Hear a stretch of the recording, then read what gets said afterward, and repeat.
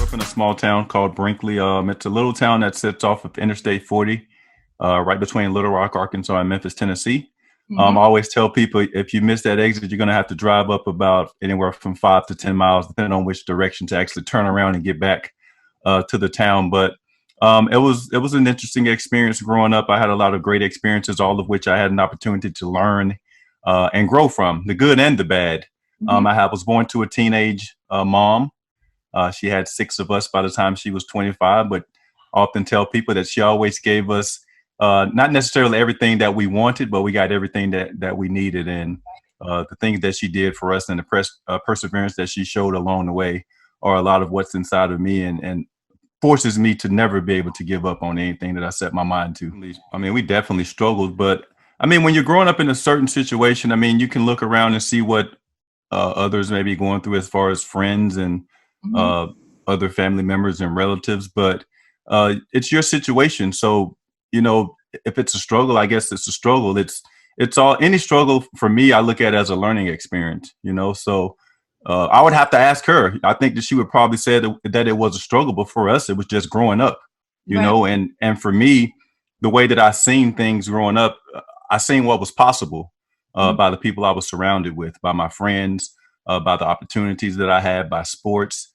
So just being able to see what's possible and surrounding myself and moving in that space allowed me to be able to think in that way and eventually be able to move in a space in a direction to where people are, have common goals as myself. So I just think it's a mindset in life, and eventually, if you really really focus in and think about some of the situations that you've been in, uh, don't look at them as obstacles. Think back to them and think of what you can learn from them. Because oftentimes we learn the most from the people who've done us the worst and the situations that Absolutely. have hurt us the most. Absolutely. And a lot of times it's a complete learning experience. Like, okay, I know that is not necessarily what I want, but sometimes you need the storm in order to Yeah. move on and get to the next step. So Yeah, because you look back and say, "Man, wow, I really went through it," but look at me now. And then it prepares you for the next time. You know that some of the things you go through, you have to take a deep breath and just say, "I know this is temporary. I know I'm going to get through it." And if you think in that way, I mean, for me, it always works. I don't know if it works for everybody, but I think the more you practice that mindset, the more that you'll be able to speak those things into existence. did you always play basketball? Was it a different sport? Did you play many sports? How did you know that basketball was your thing? How old were you? Well, growing up in my small town, we didn't have a lot of recreational sports, so it wasn't until I was 12 that I was able to actually play organized sports. My first actual sports event with referees at my school, I was in seventh grade. I wrote about this in my book, but my very first football play, I played running back. I ran the ball 64 yards to what I thought was a touchdown. I came up just a little bit short, put the ball down, turned around and celebrated as if I had scored. And I often joke with people that was the point at which I realized that I probably should move on to another sport. But I went on to play football all the way pretty much through high school. But my senior year, I decided to focus on basketball as I had had a pretty good growth spurt. And I mean, I'd say looking back, it was a pretty good decision that was helped and encouraged by my high school basketball coach, Herbert Williams, who was one of my number one mentors, always has been in my life. And I was just fortunate to have somebody like that to look up to. Yeah. One of Michael Jordan's coaches said to him that he wasn't going to make it, or I think, Well, yeah, he didn't. He got cut. He didn't make the team yeah. when he was in. I think it was JV, Hmm. and it just changed his mindset to the point to where he was like determined to work as hard as harder than anybody, so that would never happen again, and became the greatest basketball player of all time. Yeah, I mean, I encourage kids. I tell them, I mean, and adults as well. I mean, listen to those people who are telling you what you can do, not the people who are telling you what you can't do, because that's often a reflection of something that they have within themselves, some failures or struggles that they have within themselves. And people that think like that, they don't really think outside the box. So sometimes, if you want to really go to that next level, you can't listen to the naysayers. You have to really just hone in and focus on whatever it is that you want and go for it. And if you fail, it's okay. You can go for it again, or you pick something else Hmm. and you go for that. But don't listen to the people who have not really tried what you tried, because your way may be different and your way may be successful. When you started playing basketball, did you think, or did you have it in your mind that you would be, a big time athlete? Did you think you would play for the Harlem Globetrotters? Was that your dream, or did the events in life kind of steer you in that direction? Well, my first love is football. I mean, even to this day, I still love watching football. I love basketball. I chose that as my sport. But growing up, I mean, I just played a bunch of different sports. I Hmm. played a bunch of different sports until I found one that was for me, and it turned out to be basketball as a result of the growth spurt that I had between my junior and senior year, and I worked hard at it. A lot of things that I had as far as my gift, they came natural, but also comes a lot of practice.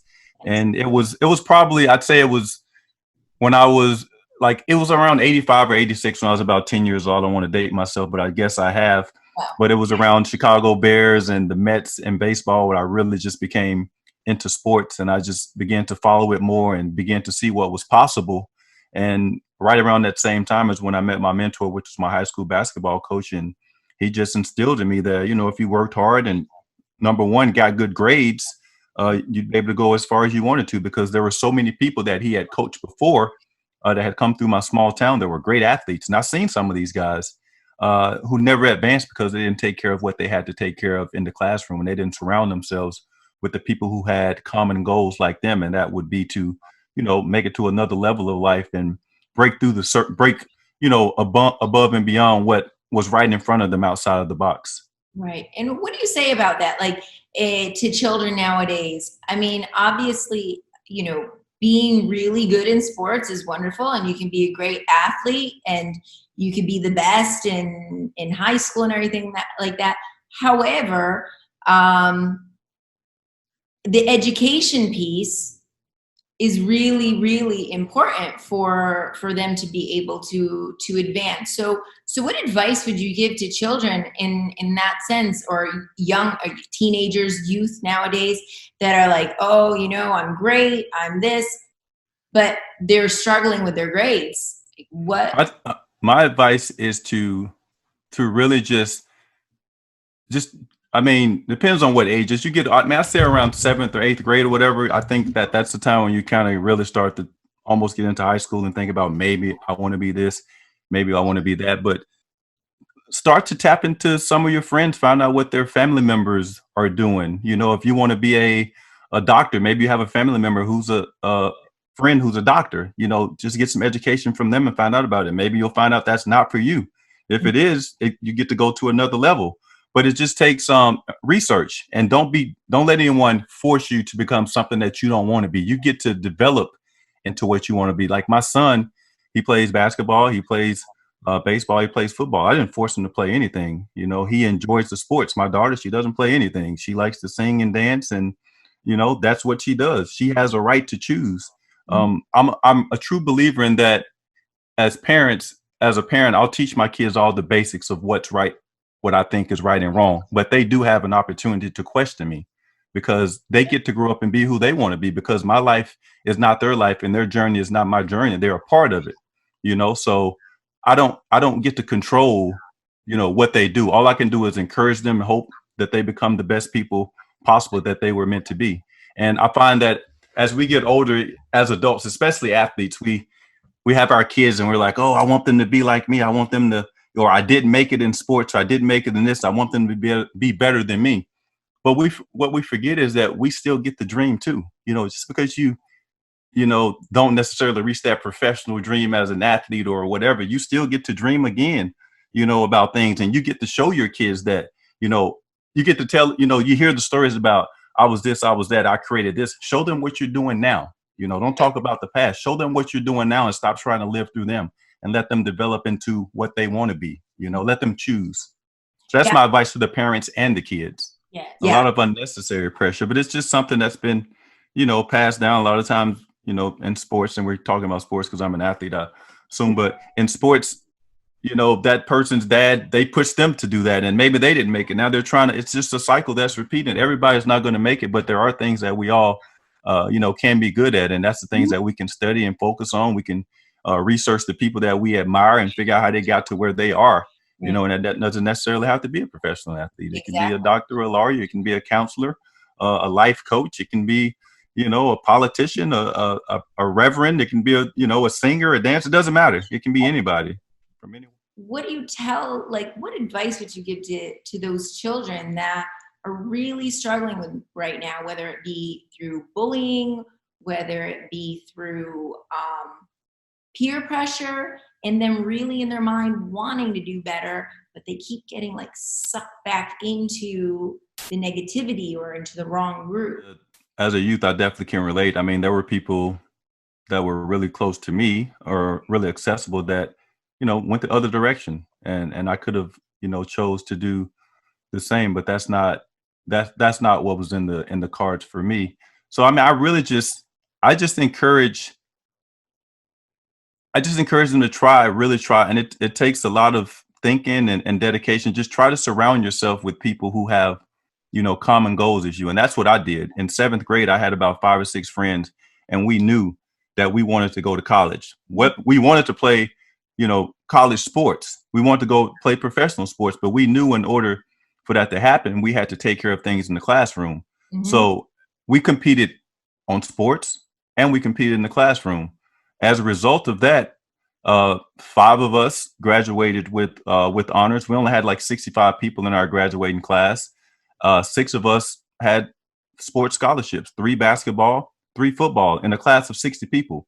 But what we did was, even if we didn't play sports, we still could have gone the scholarship route, academic scholarship, because our grades were good enough. So just think that you're able to break whatever cycle it seems like you're going through, and just dream and realize that your dreams are attainable no matter what anybody says, because it's your life and whatever you want to attain is in your head and you can make it possible. Right. That's my advice. I mean, the bullying and stuff like that, that's something I often talked about.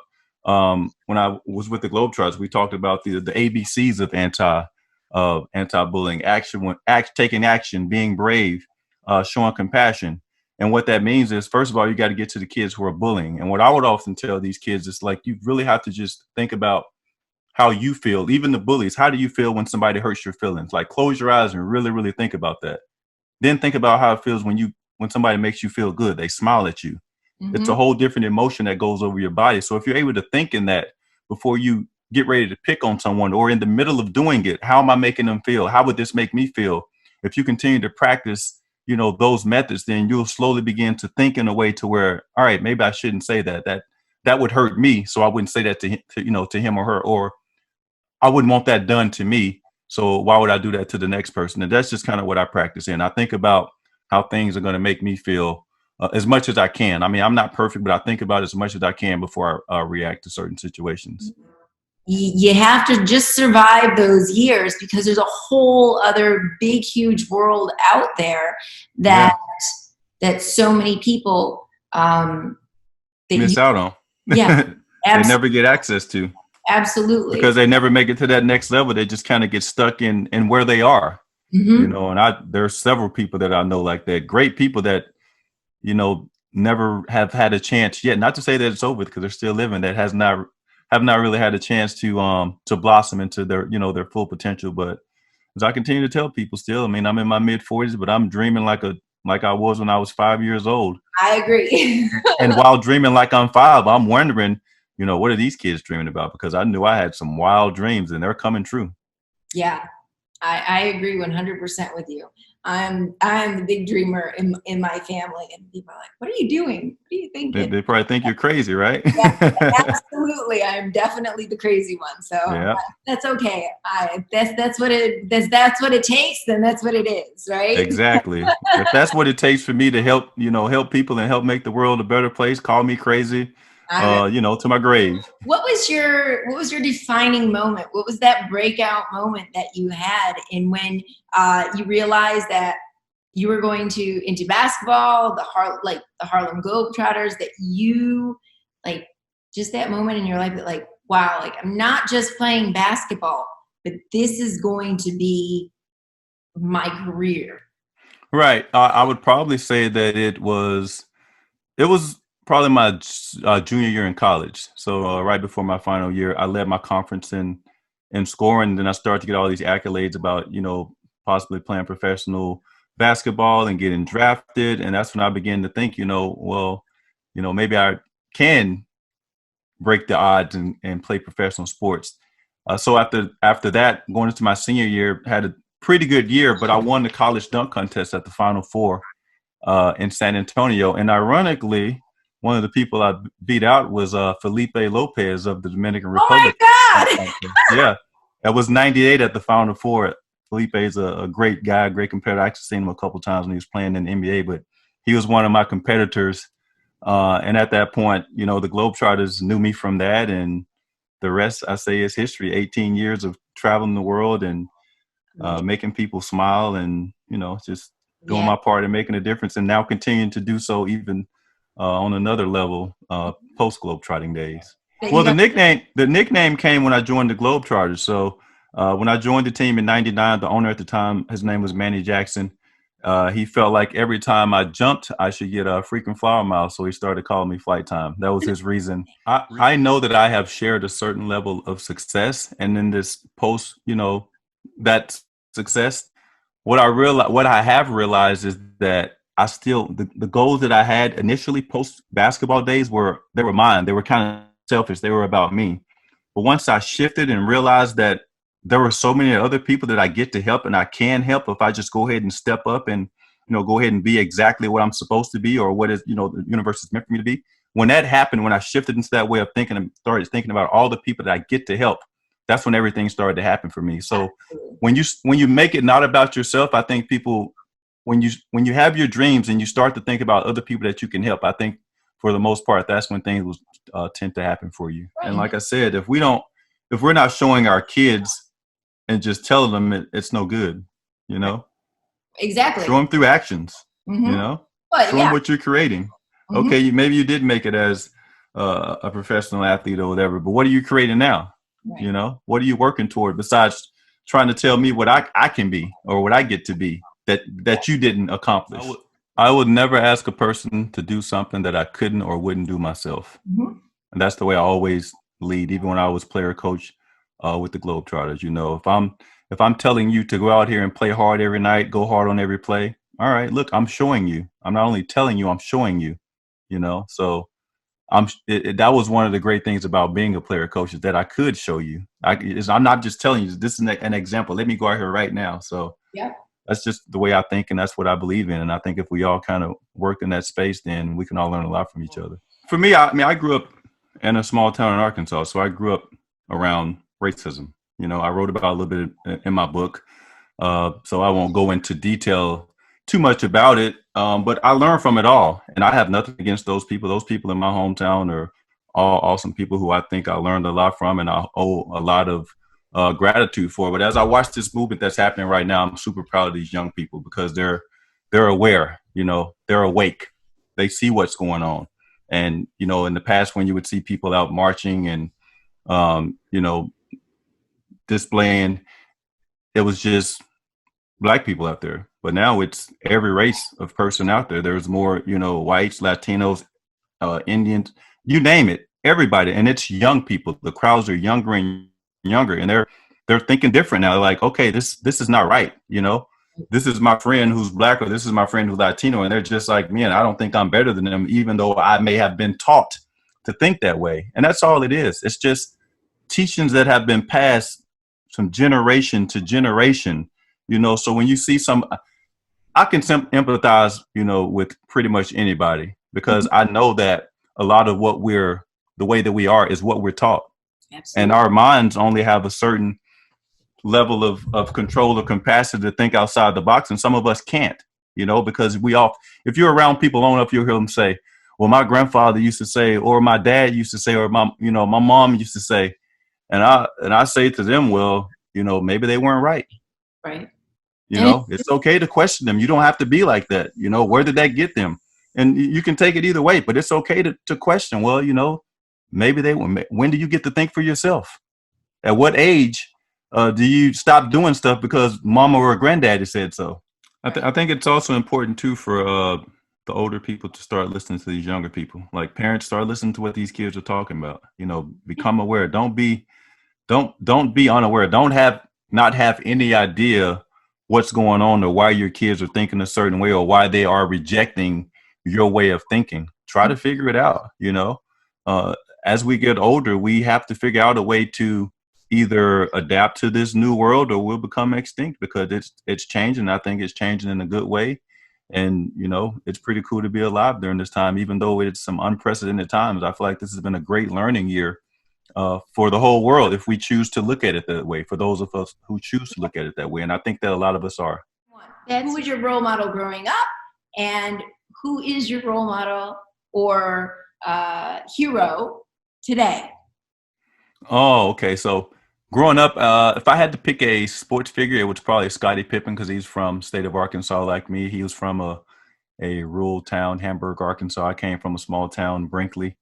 And I think he's about 10 years older than me, but he showed me that, you can come from a small town in Arkansas and you can make a difference, an impact in the world. But my number one mentor is my high school basketball coach. He coached me from 7th through 12th grade. His name was Herbert Williams, and I always let him know every chance I get that he helped me on my way. So wonderful. All right. What is your go-to feel-good music? Oh man, I like R&B and rap, of course, but I like all kinds of music. Mm-hmm. But I've really been listening. If you're down, I've really been right now. That pick me up. What is that? Oh, I'm listening to what these young people listening to. I'm listening to Roddy Ricch and Lil Baby and the Baby and all the babies, Drake and Future and 2 Chainz. That's what I'm listening to. But when I want to relax and chill or just get into a thinking space, I put on some John Legend. I like that kind of music, neo soul type stuff to relax me. So that's where I go. Okay, what was the last book you read or listened to? I'll tell you this. I've been reading a book called Cracking the Rich Code, Volume 2. Mm-hmm. And the reason why I read that, I didn't have to read. I was reading because I was asked to write a chapter in Volume 4, and I just actually completed that chapter. So that's what I'm reading right now. I'm also reading another book on being the importance of fatherhood to a daughter. I don't have it with me right now. So I'm reading a couple books, right now. What is your favorite extracurricular activity or hobby? Well, I really actually enjoy music. Mm-hmm. So I enjoy concerts. I really enjoy sporting events. I found since I've retired, I really enjoy grilling. Okay. Yeah, I enjoy. I don't say I'm a master yet, but if it's up to me, I'll throw something on the grill every day. So you kind of shared a little bit about this, but what is a future goal of yours, or the next project that you're working on? Yeah, I'm working on several things. I'm actually working on a documentary right now where I would like to. My goal is to be able to give a little bit of history of some of the former guys I played with, former Globetrotters, some recent history. The Globetrotter has 100 years of history, but some of the recent history hasn't been told. So I want to create, my vision is to create a documentary where I give light to some of the guys who played years before me and even after me, so that people can realize that there's a lot of guys that are still doing great things. Mhm. guys, a lot of these professional athletes as kids probably went to see perform, and probably wonder what they happened to. But there's a lot of guys that I played with that were former Globetrotters that are doing amazing things in the world and the community. And I just want them to be put back on that pedestal, back on that stage, and continue to make a difference in the world. Absolutely. And that's just one thing. Well, thank you, Christy. I appreciate your time, and it wouldn't be right if I let you go without letting you know something that you already know, and that's that kindness is free. So let it go.